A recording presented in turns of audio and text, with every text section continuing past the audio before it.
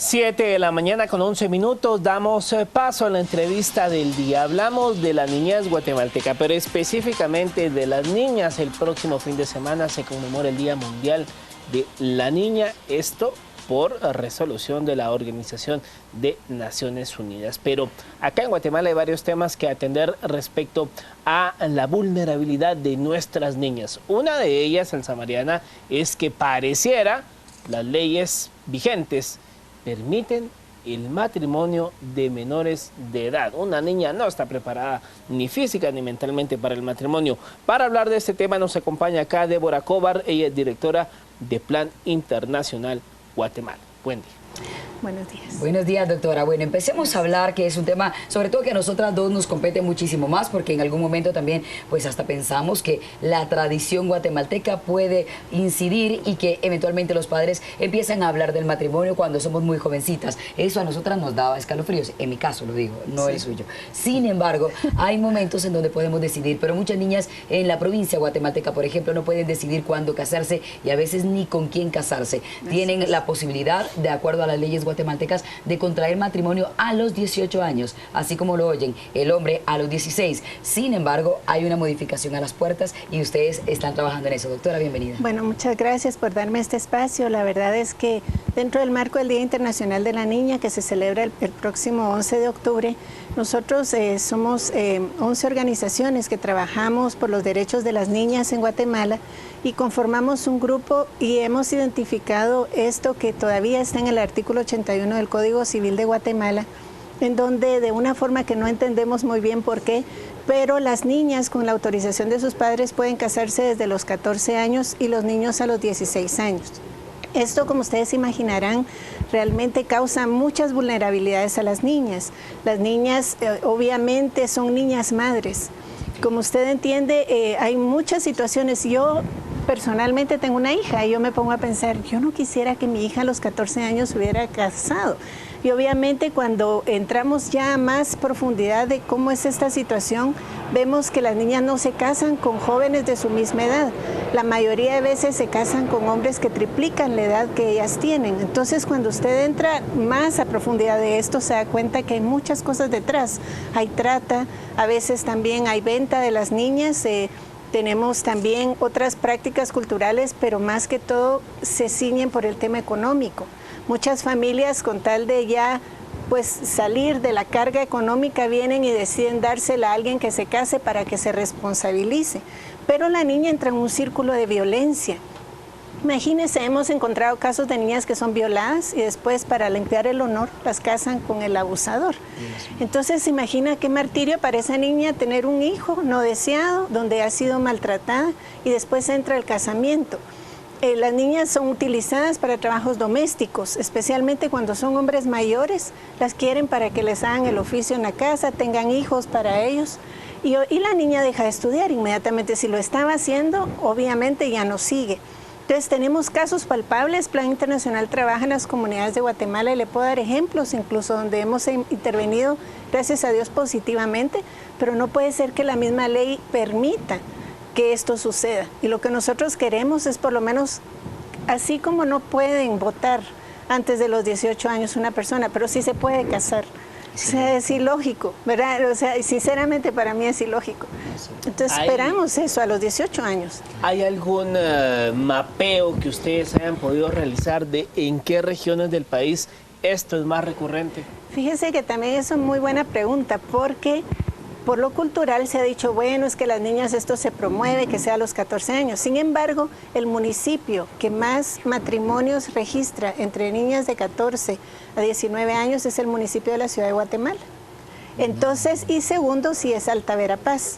Entonces, eso es un estudio que se hizo ahora y entonces ahí se rompen muchos paradigmas, ¿verdad? Es que eso es cultural. No. Tenemos que revisar muy bien qué está pasando y lastimosamente las niñas, bueno, yo soy médica, he visto niñas cargando un bebé y usted dice que son hermanitas y no, es una niña cargando otra niña. Dios. Eso es aberrante. Absolutamente. Y ahora hablemos un poco de lo que le pasa a estas niñas. Si una chica tiene 13 años y sabe que por el tema cultural, económico, pues hay una inminente amenaza de que la quieran casar con un hombre que puede pues encargarse de ella o incluso ayudar económicamente a su familia, casi como que estuviese pagando o dando un dote por ella. Y ella quiere huir de eso. ¿A quién puede acudir cuando tiene 13 años, está por cumplir los 14, como que dice cumplir los 14 y te vas con él? ¿Cómo puede hacer ella? Porque ella está bajo el cuidado de sus padres. ¿A quién acude? ¿Quién la salva? Bueno, debajo de los 14 años sí es ilegal supuestamente, con la salvedad que también lo hace el Código Civil, que si la niña estuviera embarazada, los padres pueden permitir que ella se case incluso menor de 14 años. Entonces, son cosas terribles. Pero sí es cierto, ¿a quién acude esa niña? Nosotros tenemos un caso muy concreto que les quisiera poner un ejemplo. El año pasado, en un conversatorio que tuvimos con niñas con las que trabajamos, una de las niñas que ha estado empoderada, que hemos apoyado, es líder, viene y llega a su casa, llega a la escuela muy asustada y le dice a un compañero nuestro, mire, mi mamá me acaba de decir ayer que me tengo que casar con un hombre que no conozco, la niña de 14 años. Y yo me voy a escapar, yo no quiero, o sea, tengo miedo, yo no sé quién es ese señor, qué me va a pasar. Y obviamente el facilitador de Plan Internacional, pues bueno, tenemos la suerte, conocemos a las familias, él viene, habla con las familias y empieza a hablar. También hay mucha falta de información, o sea, es como que así es y no se miden a veces las consecuencias. Se habló con ellos, obviamente sí le dimos una beca para que la niña siguiera estudiando y esa niña, gracias a Dios, los padres entendieron, ya no la casaron y la niña ahora está estudiando y terminando sus estudios de secundaria. Entonces, la niña dice, yo veo a mis compañeritas, y eso ella no lo contó, de mi misma edad ya tienen hasta 2 hijos o 3. Entonces ella está feliz y gracias a Dios logramos hacer eso, porque sí está en las manos de los padres permitirlo o no.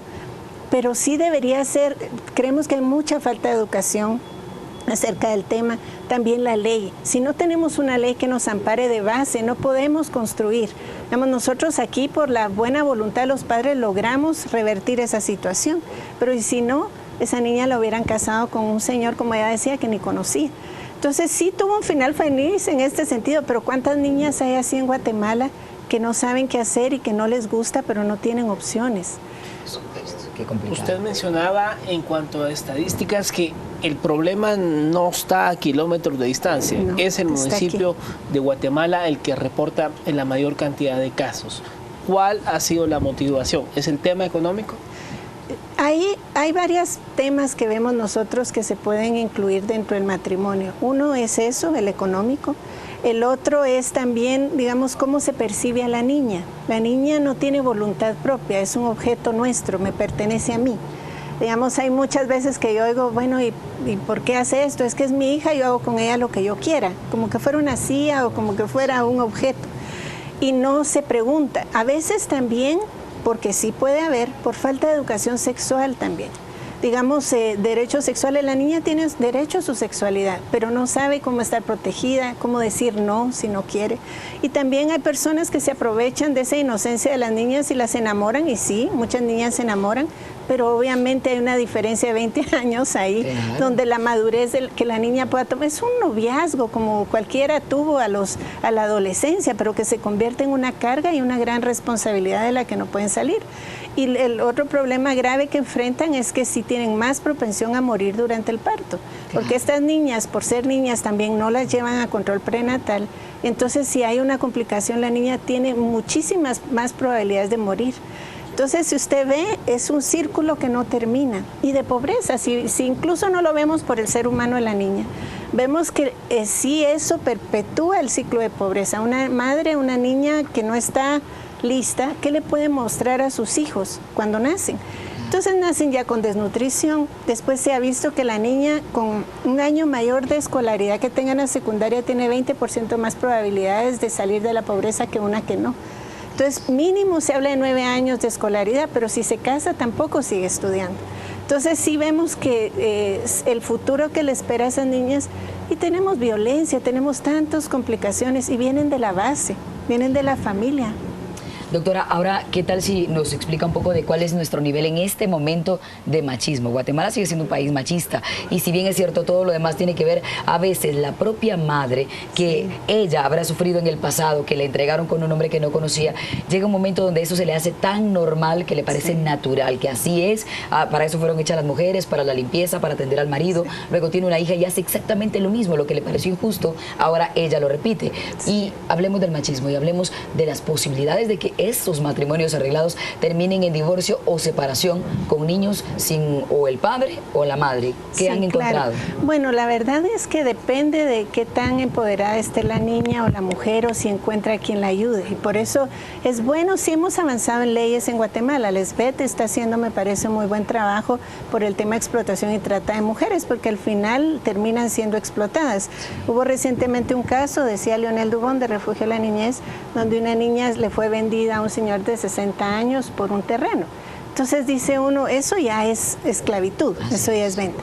Pero como usted dice, como los hombres también en nuestro país y las mismas madres a veces replicamos esos roles, permitimos algo así. No nos indigna, no nos conmueve, me da miedo eso en Guatemala. Ya hay tanta cosa mala, que una cosa más como, ay sí, ni modo. Mire la niña que asesinaron en Chinauqui. Es terrible. Eran manos incluso de una persona conocida. Entonces, pero el Señor incluso lo dijo. Yo no podía creer. Sí, es como, más... bueno, tocó, ¿verdad? Sí. ¿Qué es esto? O sea, sí hay mucha educación que hacer. Nosotros tenemos un proyecto en Baja Verapaz donde trabajamos con los niños, porque siempre se habla con las niñas, pero hay que hablarlo con los niños para irles cambiando ese chip que usted menciona. ¿Seguimos siendo muy machistas? Yo creo que sí. Estos niños decían ahora con un proyecto que tenemos, se llama Nuevas Masculinidades, porque ser masculino, ser hombre no significa maltratador. Un hombre puede llorar, eso ¿quién dice que no? Es un ser humano con sentimientos, qué bueno que lo sea, y que respete a su hermana, que respete a su mamá. Y decían los jóvenes, que son jovencitos de allá de Baja Verapaz, yo ahora veo diferente a mi mamá. Yo respeto más a mi hermana y a mis compañeras de la escuela. Y ahí creo que es donde tenemos que enfocarnos en ese proyecto para ir cambiando, que las nuevas generaciones ya vengan con otra mentalidad. Muy bien. Ahora bien, ¿hay alguna acción, algún esfuerzo para tratar de derogar estas leyes que nada abonan a salir de este círculo? Así es. Nosotros tenemos un artículo, estamos ahorita en el Congreso abogando, de hecho de aquí yo salgo para el Congreso, porque estamos pidiendo que una iniciativa de ley, la 4746, permita que el matrimonio de las niñas y niños, porque tiene que ser igual, también el niño no está listo a los 16 años para casarse, no es justo.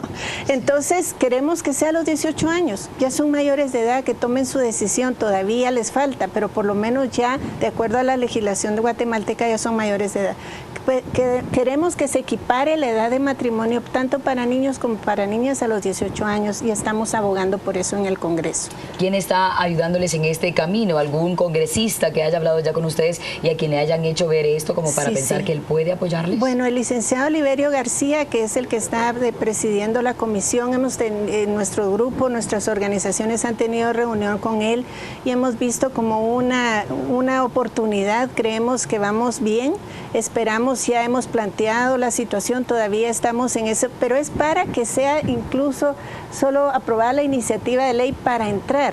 Después viene todo el proceso que ustedes saben no es fácil, pero tenemos que luchar y tenemos que tener esperanza y tenemos que ir poco a poco. No vamos a cambiar toda la realidad, pero por lo menos ir poniendo las bases para ya después poder construir encima, y esta ley es súper importante. Absolutamente, y ojalá que haya muy buen apoyo. Finalmente, perdónenme, ya estamos acercándonos al final de la entrevista, pero hay un evento que específicamente nos va a marcar ese día en el que hay que darle su lugar a las niñas, y muchos se preguntan, pero ¿por qué a las niñas? ¿Por qué un juzgado de femicidio? Porque es un grupo que ha estado vulnerable, por eso es que hay que dedicarle tiempo, si no, hubiese también juzgado de hombres, pero a veces los hombres son terribles, a veces, señores, no se entienden, a veces. Vamos a hablar de este evento, qué es lo que va a pasar, sí, muchas gracias. Y hay caballeros invitados también. Sí, por favor, miren, también para celebrar, digamos, sé que es conmemorar y recordar lo que pasa a la niña, pero también las niñas tienen derecho a divertirse. Y agradecemos mucho a la Municipalidad de Guatemala porque nos ha permitido que con el grupo de jóvenes que tienen su orquesta sinfónica juvenil municipal muy linda, nos van a permitir tener un concierto de niños para niñas. en la Concha Acústica el día viernes a las 2:30 de la tarde. Invitamos a todos que nos quieran acompañar. Es muy lindo, va a ser un concierto precioso, pero es muy emotivo porque ahí van a participar niñas incluso que han sido víctimas de todo este tema, pero que van a estar ahí para disfrutar, y niñas como nuestras hijas, nuestras hermanas, nuestras sobrinas. Cuando pensemos en las niñas, no son las que están afuera ya, son las niñas que son de nosotros y que tenemos la obligación de proteger y cuidar. Por supuesto. Bueno, pues muchas gracias, señora Cobar, por haber estado con nosotros hablando de este tema, y sobre todo, Elsa Mariana, hacer énfasis en algo que parece trillado, pero no lo es, la realidad no lo dice. La situación, sobre todo, de las niñas en el área rural, las niñas indígenas, vaya que es algo sumamente alarmante si lo comparamos con otras realidades, quizá de niñas que crecen en áreas urbanas o acá en la ciudad capital. Es de verdad un abismo terrible de cómo las niñas indígenas a temprana edad dejan de ir a estudiar y son obligadas a vejámenes, y bueno, una situación tremenda. Sin duda, y hay que recordar una cosa, que si bien es cierto en casa podemos establecer las bases para que haya respeto a la mujer, a la niña, hay que luchar porque sea toda la sociedad, porque recordemos, así siendo padres, tarde o temprano nuestras hijas se van a ir de casa, alguien será su marido, alguien será su jefe, alguien será su subordinado, lo que sea, van a tener que convivir en un mundo que si no cuidamos cómo está el entorno, pues terminará doblegándola y haciendo que caiga nuevamente en este círculo machista que debería acabarse. No feminismo, sino igualdad. Eso es lo que hay que buscar. Vamos a la pausa, 7:27. Vamos a la pausa, ya volvemos.